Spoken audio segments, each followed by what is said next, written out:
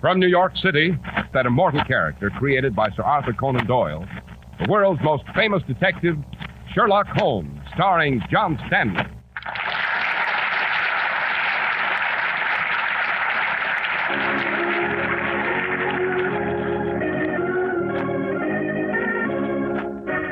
This week's story, The Adventure of Black Peter. Watson? Yes, Holmes? Hang on that meat hook, will you? Oh, very well, Holmes. But dash it, what are you up to? Step to one side, my dear Watson. I shouldn't want any blood to spatter on you when I plunge this harpoon into the flesh. Holmes, what on earth? Observe how murder is done, Watson.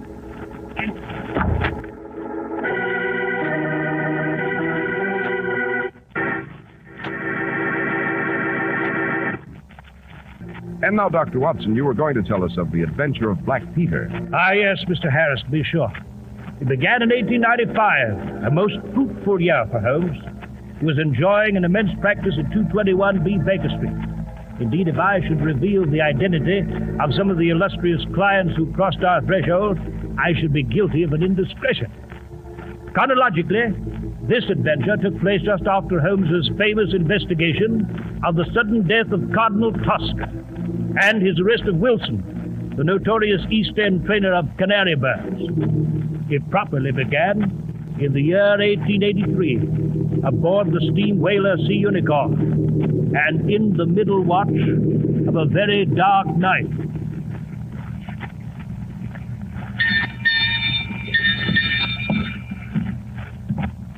Evening, Mr. Nelligan. Eh? Oh, it's you, Captain. It was so dark here on deck, I couldn't tell who it was. I've been looking for you, Mr. Nelligan. You have? Aye. You'll be interested to know we sight the Shetland Lights in 2 days. Excellent, Captain, excellent. That's good news to a landlubber like myself. It'll be good to see land again. Aye, but there's a hitch in it. What do you mean? This, Mr. Nelligan. Oh. There, now. Over the side you go, Mingy.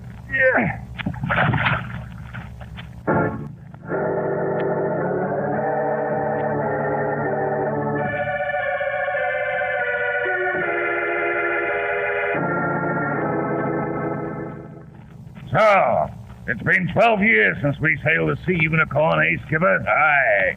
And all that time I've holed up here in this cabin in the Sussex woods.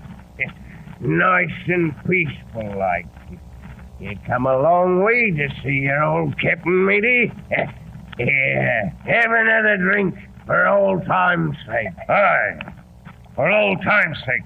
A good old 1883 in the Sea Unicorn. Ah, now, there was a ship, the best steam whaler ever to make way out of Dundee. Aye, and it's many a blubber whale we harpooned from her, eh, matey? Aye. Drink up, then. Drink up. Nothing like good rum to warm the hearts of old shipmates, eh? Ah, I tell you, mate. Hold on. You ain't down to rum? No. Then why not? I changed my mind. Did you now? Never known you to turn down good rum afore, mate. I'm turning it down now. What do you mean? I've known you too long to let you trick me, Black Peter. I didn't come here to pass the time of day. I got a little business to talk over with you, nice and quiet. And I'll need a clear head to do it. So, you got a little business, eh, mister? What business? A certain tin box once owned by a passenger aboard the Sea Unicorn. What are you talking about? A man named John Nelligan, Skipper. John Nelligan? Aye. They say he fell overboard one dark night in the middle watch. But I say different. I say he was tipped by the heels and thrown overboard. You do, eh? I do. You see, I was out. Saw the whole thing myself with my own eyes. Of course, I ain't mentioning any names. Blast you, mate. Why did you come to my place here?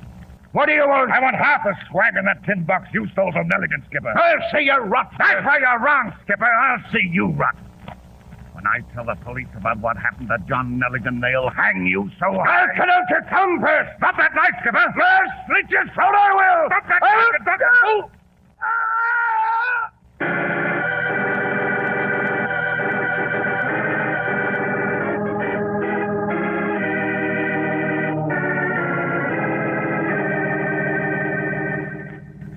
Watson, you know the county of Sussex, of course. Hey, Holmes, Sussex? Oh, yes, of course I do. What about it? We're journeying there on the 10 o'clock train, my dear Watson. Specifically to a little place called Woodman's Lee near Forest Row. Here we are. Why? I'm in receipt of an urgent and long telegram from my young protege with the official police, Inspector Stanley Hopkins. He admits to complete bafflement in the procedure of his duties and begs us to repair there with all possible haste. Then there's more to this than just the scenery in Sussex, eh? There is indeed, Watson. To be exact, murder. Murder? Yes. It seems that a certain retired sea captain, one Peter Carey, has been mysteriously stabbed. Knifed, eh? I did not say that, Watson. Well, my dear Holmes, you say the man was stabbed, but not knifed? Precisely, Watson. And this is what gives the case an altogether intriguing and refreshing aspect. Peter Carey was stabbed and pinned to a wall, not by a knife, but by a harpoon.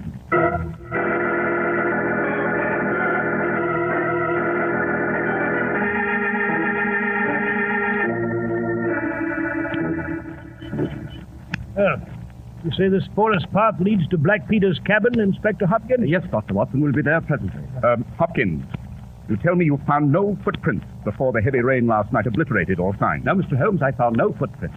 Meaning that you saw none. I assure you, Mr. Holmes, there were none. Oh, come, Hopkins. You're beginning to sound like your senior colleague, Inspector Lestrade. Yes, sir, but... My dear Hopkins, I have investigated many crimes, but I've never yet seen one that was committed by a flying creature. As long as a criminal remains on two legs, so long must there be some indentation, some abrasion, some trifling displacement which can be detected by the scientific searcher. I trust you'll remember that in the future, my lad. Yes, Mr. Holmes. I'm sorry I did not telegraph you sooner, but... Quite all right. But hello, there's the cabin just ahead. Perhaps we may be able to lean heavily on what we find within.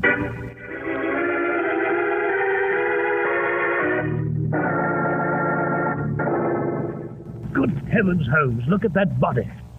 Pinned to this wall by a steel harpoon. Not very pretty, is it, Watson? Well, dash it, Holmes, in the position I'm supposed to be hardened to this sort of thing. But I must confess that this gave me a bit of a start. Quite. A terrifying sight, Watson, yet fascinating. Note how the steel harpoon was thrust clean through the man's chest, impaling him against the wall. His face twisted in agony like a lost soul in torment.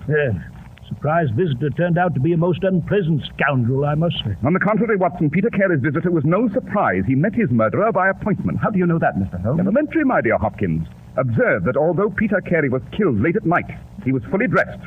Note, too, that the bed has not been slept in, and that on his sea chest he placed a tantalus containing brandy and whiskey for the convenience of his guests. Aha! Oh, what is it, Holmes? The spirits in these two bottles. Both the brandy and the whiskey have been unopened. Yes, but Holmes... On the other hand, the bottle of rum on the table there has been almost completely consumed. You consider this significant, Mr. Holmes? I do indeed, Hopkins. Most significant. Holmes, I simply do not see you. Hello. What's this blood-stained notebook doing on the table? Oh, as to that, sir, I found it on the floor near the door and picked it up. It's the only thing I touched. Soaked with blood on one side. Yes. On which side, Hopkins, were the bloodstains? Above or below? Why, on the side next to the floorboard. Which proves, of course, that the book was dropped after the crime was committed. Let's have a look inside. Yes, seems to be a list of stock exchange securities. And on the first page, two sets of initials, JHN and CPR. What do you make of them, Hopkins? Why, if you ask me, Mr. Holmes, I'd say it's possible JHN was the name of the broker and CPR the name of his client. Pretty sound deduction, I should say, Holmes. Rubbish, Watson. Eh? The JHN eludes me for the moment, but I'll wager a sovereign that the initial CPR stand for Canadian Pacific Railway. By Jove, Mr. Holmes, of course. What a fool I've been. Canadian Pacific Securities, of course. But what's an old sea dog like Peter Carey got to do with stock exchange? Precisely what I propose to find out. Oh, Hopkins. Yes, sir? I presume you noticed by the dust imprint that something was taken from this shelf. I did. It's an oblong shape, as you'll observe, Mr. Holmes. It might have been a book, or perhaps a box. Whatever it was, the murderer considered it valuable enough to take with him. There's no other evidence of robbery. Well, gentlemen, let us go. We've seen enough of this room. What are you going to do now, Holmes? Reflect, Watson. Perhaps a walk in these beautiful woods will serve to... Hello, look at the lock on this door. What about it, sir? Someone's been tampering with the lock. Observe, the woodwork is cut. Hopkins. Yes, Mr. Holmes? Were these scratches here when you left last evening? No, sir, they were not. What do you think of it, Holmes? I think fortune's been very kind to us, my dear Watson. Well, I confess I don't see Come, Watson, it's all quite plain. Our nocturnal marauder is obviously a very poor burglar. He came expecting to find Peter Carey's door open. Finding it locked, he tried to force it open with a penknife. He failed. Now, assuming that he wanted something in the cabin very badly, what would he do next? Why, come back the next night with a heavier tool. Precisely. Then you think this burglar fellow will return tonight? I do indeed, Hopkins, and it'll be our fault if we are not here to receive him at close quarters.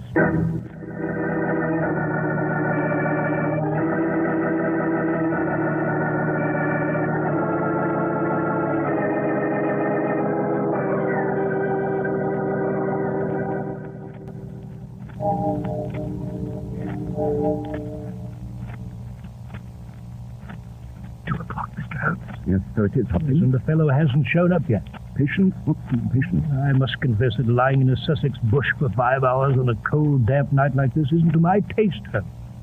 That old leg wound of mine is beginning to pain. I regret that this long and melancholy vigil is so uncomfortable, my dear Watson, but we may yet hope that... Aha! Someone's at the gate. Down low, both of you. He's coming. Yes.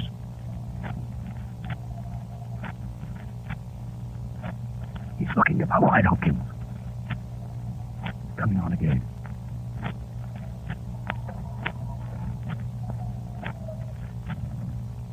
He stopped at the cabin door. Yes.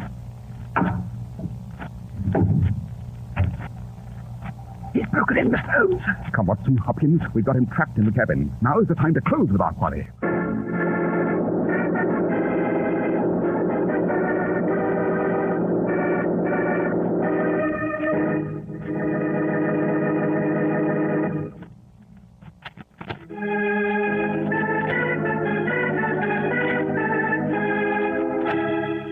And now let's return to our story, Dr. Watson. Well, Mr. Harris, we poured into the cabin and found a frightened youth who put up no resistance whatsoever. He had one of Black Peter's logbooks in his hand, dated August 1883, when Inspector Hopkins snapped the handcuffs on him. He was a frail youth, obviously a gentleman, and so frightened he could hardly speak. Now, my fine fellow, who are you? Inspector, if you imagine that I had anything to do with Captain Carey's death, you're wrong. Believe me, I'm innocent. Suppose you tell us your name. It's Nelligan. John Hopley Nelligan. Indeed. And the initials would be J.H.N. What do you think of that, Mr. Holmes? I'll digest it later, my dear Hopkins. Now then, Nelligan, your name has a familiar sound. I seem to recall it in connection with financial circles in London. Yes, my father was a partner in the banking firm of Dawson and Nelligan. By Jove, Holmes, I recall it now. The West Country bankers who failed for $1 million and ruined half the county families in Cornwall. Yes. And it seems to me your father disappeared with some of the securities. It's a lie. He simply needed time to realize them and pay back his investors. It's true he fled with a tin box of securities, but he left a list with my mother and swore that he would come back with his honor cleared. And where did your father go, Nelligan? He started in a small vessel for Norway in August of '83. Then we never heard from him again. Aha, but later the securities he'd taken with him turned up in the market. Yes, Mr. Holmes. That's just what happened. I spent many months tracing the original seller, and finally I discovered that he was Captain Peter Carey, otherwise known as Black Peter, one of the Sea Unicorns. Now we're getting somewhere. The distance between a disappearing banker and a sea captain pinned to a wall with a harpoon has shrunken considerably, eh, Watson? So it seems, Holmes. So it seems. How do you think Black Peter acquired your father's securities, Nelligan? That's why I came to the cabin, to find out. I suspected some sort of foul play. So you came to Peter Carey's cabin and found him dead. You then checked the logbooks for August 1883, hoping for a clue to your father's disappearance. And you found none. No, the pages for that month have been ripped out of this logbook. Mr. Holmes. Yes, Hopkins? With your permission, I'll ask young Nelligan here a few questions. By all means, Hopkins. I've quite finished. Now then, my lad. You came to the cabin last evening, but you could not break the lock. Is that correct? Yes, Inspector, that's correct. And you were not in the cabin before that? No, sir. Then how do you account for this notebook with your initials J.H.N.? I don't know. I thought I lost it at the hotel. We found it at the scene of the crime. It was covered with blood. It proves that you were there at the time, that you quarreled with Peter Carey, you took down the harpoon from the wall, ran him through, and in your fight, dropped the book. No, Inspector, that's not true. It's not true, I tell you. You tell us a cock and bull story of wanting to see a logbook. What you wanted was to recover this blood-stained notebook. You knew it was evidence of the hangman's noose. Inspector, for the love of heaven, I tell you I'm innocent. I swear it. Perhaps the lad has something on his side, Inspector. Then let the jury decide that, Mr. Holmes. On the face of the evidence, Nelligan, I am arresting you for murder.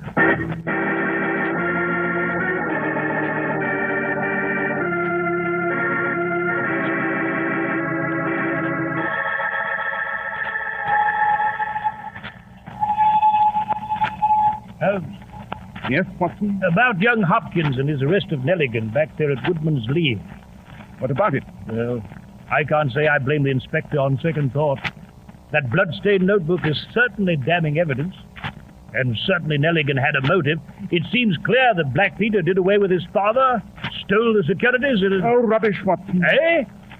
Frankly, I'm disappointed in Stanley Hopkins, and his methods do not commend themselves to me. They smack too much of Lestrade. I had hoped for better things. But the blood-stained notebook, Holmes, on the scene of the crime, and Nelligan's strange return... Granted, my dear fellow, but one should always look for a possible alternative and provide against it. It's the first rule of criminal investigation. Well, I confess I'm confused. Are you, Watson? Are you indeed? Then let me ask you a question. Would you say young Nelligan was a big and powerful man? Why, no. No, bigger or stronger than myself, for example. I should say he was less sturdy than yourself, Holmes. But dash it, what's all this got to do with... In an hour, Watson, I hope to demonstrate to your own satisfaction that young John Nelligan could not possibly have murdered Black Peter Carey. I see. Oh, hello, here's Paddington Station, Holmes. Quite. But this time, Watson, we shall stay on the train and change for the east end of the docks. Eh, why? There's a certain shop on Ratcliffe Highway near Commercial Road East and the Shadwell Fish Market. It excels in accessories for the fishermen.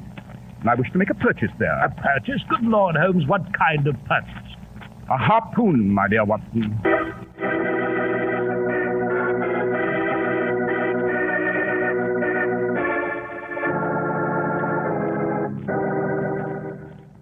You say you want to purchase a harpoon, sir? I do. I want it heavyweight and in steel. Well, my good man, what are you staring at? Perfectly simple request, is it not? Yes, sir. Yes, indeed. Only what? Well, you don't look like the sort of man who'd be interested in a harpoon. I'm interested in prompt service in the article I requested. Yes. If you just wait a moment, sir. Holmes, you still haven't told me what the devil you want with a harpoon. Now, here's a harpoon used in all the latest whalers and sailing vessels, sir. Capital. Good heft, too. I'll take it. Very good, sir. Of course, you'll want us to deliver it? On the contrary, I'll carry it with me. Dash it, Holmes, you mean you're going to wander about London carrying a harpoon? This is no time to stand on dignity, my dear fellow. Come, let's be off to see our old friend Allardyce. Allardyce? You mean Allardyce the butcher? Exactly, my dear Watson.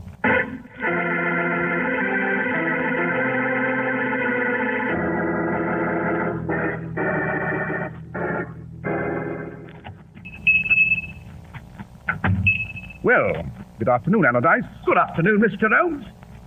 Mr. Holmes.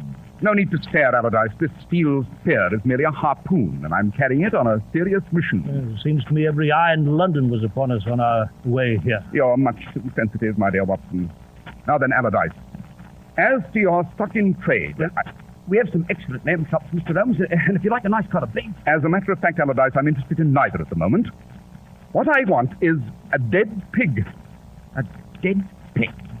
Holmes, what the deuce? You must have a pig carcass hanging somewhere in your back shop, Allardyce. Oh, yes, Mr. Holmes. As a matter of fact, I have, but... Then I should like the pleasure of meeting this porker.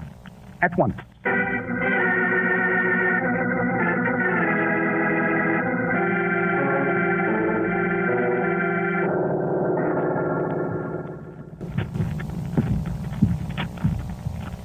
Here's a pig carcass hanging from this hook, Mr. Holmes. Ah, yes. Capital, a good thick animal. Now, Watson, if you'll hold my coat... Holmes, what the devil are you up to? I'm merely going to try out this harpoon, my dear Watson.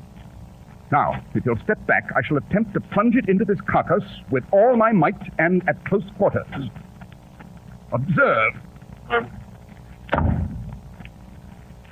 You see, Watson? Well, all I see is you've stuck that steel barb into an unoffending carcass of meat. Use your eyes, man, use your eyes. Note, I plunged the harpoon into that carcass with all my strength. Yet the barb went but halfway through. I see. Then you mean that young Nelligan was incapable of impaling Peter Carey to the wall with a harpoon? Precisely, Watson. If I couldn't turn the trick here, Nelligan couldn't possibly have pierced Black Peter through at the cabin. It's beyond his physical power and mine. Well, then if it wasn't young Nelligan, who was it, Holmes? All in good time, Watson, all in good time. First, we know it was a powerful man, a giant in strength. Second, we know it was a sailor. How? Obvious, my dear Watson. First, the man who killed Peter Carey had to handle a harpoon deftly and speedily. Remember, it was hanging on the wall when Black Peter pulled his knife. Then, of course, there was the spirit. This is spirits? What spirit? The murderer was drinking with Black Peter. He left the brandy and whiskey untouched and drank only rum. Hence, further proof that the killer was not a landlubber, but a seafaring man. But come, Watson, we must be off. Yes, Holmes, where? First, I must dispatch a telegram to Dundee. Later, if fortune's with us, we'll go to the Daily Chronicle and insert an advertisement on the shipping page. What kind of advertisement?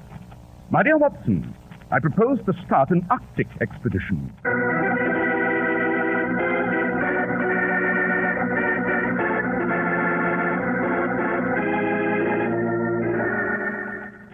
You'll excuse me, Mr. Holmes, but why did you ask me here at Baker Street this morning? My dear Hopkins, I propose to make your journey here quite worthwhile. Oh, indeed, Mr. Holmes, how?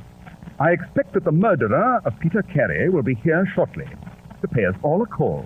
What? Rather an interesting surmise, eh, Inspector? I can't see I can go along with it, Mr. Holmes.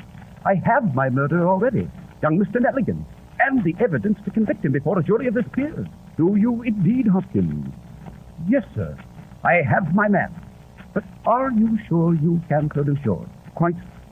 You see, Hopkins, I advertised for the murderer to call on me. You what? I don't blame you for being properly confused, Inspector. Heavens knows I was. Someone's coming up the stairs. Open the door, Watson. Very well, Holmes. I'm sure this is our man. His step sounds like the tread of a giant. My name is Patrick Cairns. I have your advertisement here. Are you a harpooner? Aye, sir. 26 voyages. What ship? Sea Unicorn, out of Dundee. Very well, Cairns. The berth's yours. Now, if you'll just sign here on the desk. Very good, sir. I'll sign it. Hopkins, Watson, help me pin him down. Hey, what's this? Try to shanghai me, would you? Look out, Holmes! And this man is as strong as a bull. Quick, Hopkins, the handcuffs. Right, Mr. Holmes. All right, my man, that'll do. You're dealing with the law here. What is this? What's the meaning of this? You might call it an arrest, Cairns. To be specific, I'm afraid we must detain you for the murder of your old captain, Peter Carey.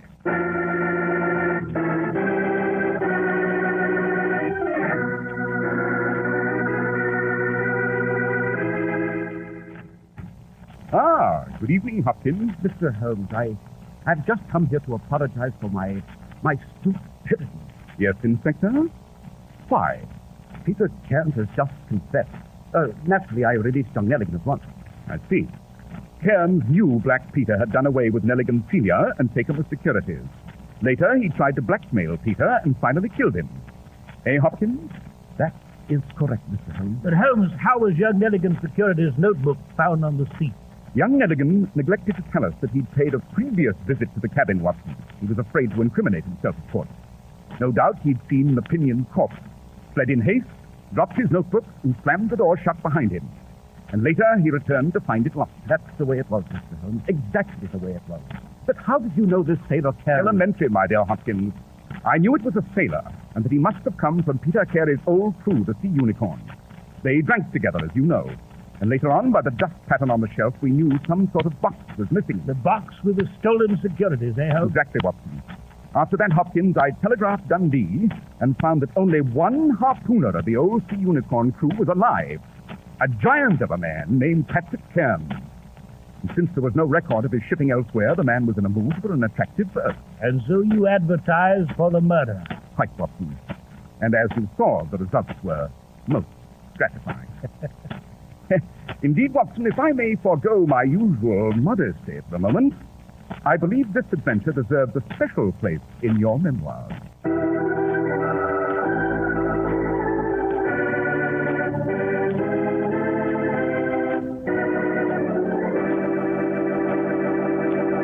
And so it does, Dr. Watson, but how did John Nelligan Sr. appear on the Sea Unicorn? Well, Mr. Harris, his yacht foundered in a storm. He was picked up by Black Peter's vessel and only survivor.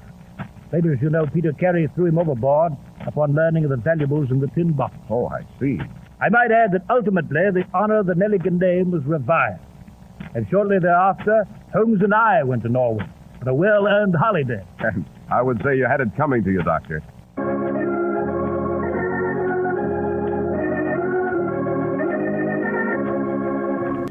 The world's most famous detective, Sherlock Holmes. Our stories are based upon the character Sherlock Holmes, created by Sir Arthur Conan Doyle, and the program is produced and directed by Basil Loughrane. Sherlock Holmes is played by John Stanley, Dr. Watson by George Spelvin. This week's story was written by Max Ehrlich with special music by Albert Berman.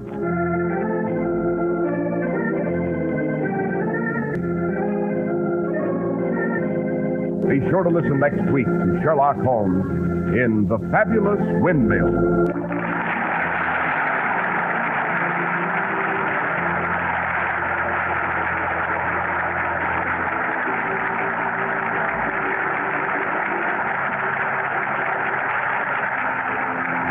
Harris speaking. This is the Mutual Broadcasting System.